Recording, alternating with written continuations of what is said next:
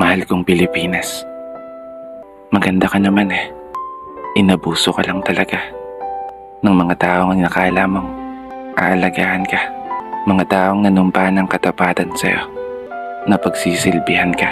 Mga taong pinagkatiwalaan namin na sa'yo'y magsasalpa sa mga panahon na haharap ka sa unos bilang isang bansa na matatag at palaban. Ngunit naging kabaliktaran, isang bansa na ninanakawan ng sarili mong mamamayan. Isang bansa na dapat ay pinoprotektahan, ngunit isang bansa na napapaligiran ng mga taong mapanlamang. Kailan nga ba tayo magigising? Kailan nga ba kayo matatauhan? Kailan mo nga ba isa sa puso na inihalal ka ng taong bayan upang maglingkod, hindi para magpayaman?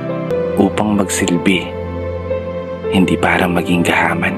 Imulat mo yung mga mata mo upang tuluyan mong masilayan ang katotohanan na nakakapagod ng maging Pilipino.